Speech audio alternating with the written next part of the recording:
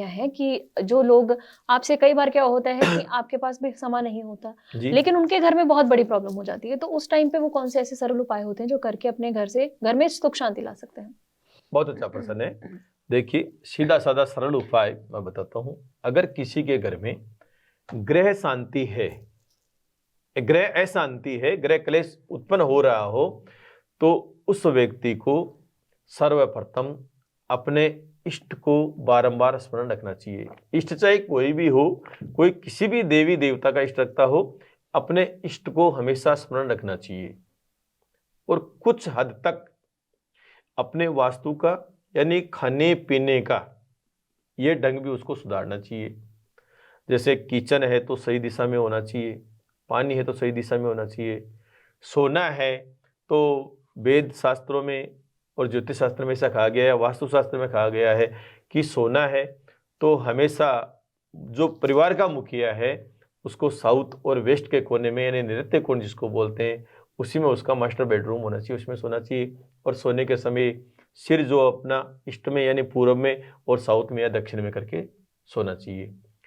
ऐसे करने से कुछ हद तक वास्तु को देख करके, वास्तु की जानकारी करके, और कुछ हद तक अपने इष्ट को प्रबल करके, और कुछ हद तक अपने पितृेश्वरों का आशीर्वाद लेते रहें।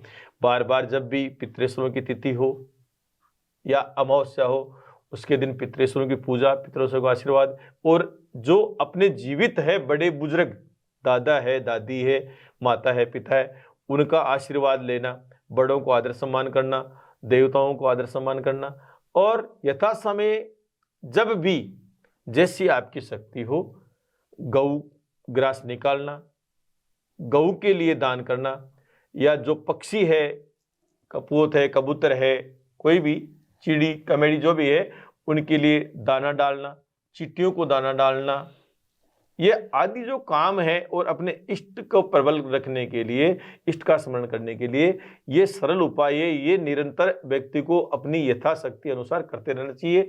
ये करने से कुछ हद तक ग्रह क्लेश उसको कम हो सकता है। बाकी तो अन्य आप किसी ज्योतिष के द्वारा या विद्वान के द्वारा या वास्तुशास्त्री के द्वारा अपना वास्तु दिखा करके, अपने ग्रह गोचर की जानकारी करके आप पूर्णतः एक क्लेश से निजात पा सकते हैं। जी बिल्कुल, और अपने जिंदगी को सुखमयी बना सकते हैं। और जिंदगी में सुख होना, शांति होना बहुत बड़ी बात होती है, धन हो या ना हो, लेकिन अगर परिवार के 4 सदस्य आपस में बैठ के सुख शांति से, प्रेम से रहते हैं ना, तो वो इंसान संतुष्ट होता है। तो बहुत बहुत शुक्रिया गुरुश्याम जी, आप हमारे स्टूडियो में हमेशा आते हैं और हमारे दर्शकों को गाइडेंस देते हैं, और ये गाइडेंस बहुत इंपॉर्टेंट रहती है, और साथ ही साथ आपको उपाय भी मिलते हैं।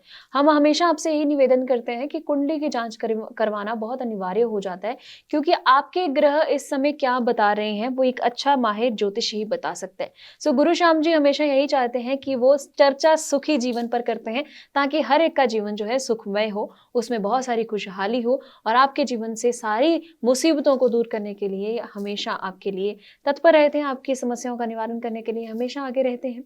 सो आप अपनी कुंडली का निवारण करवा सकते हैं, स्क्रीन पर नंबर फ्लैश हो रहा है। चर्चा सुखी जीवन पर विद एस्ट्रो गुरुश्याम में आज इतना ही। जल्दी फिर से मुलाकात होगी मेरी आपकी, तब तक के लिए नमस्कार।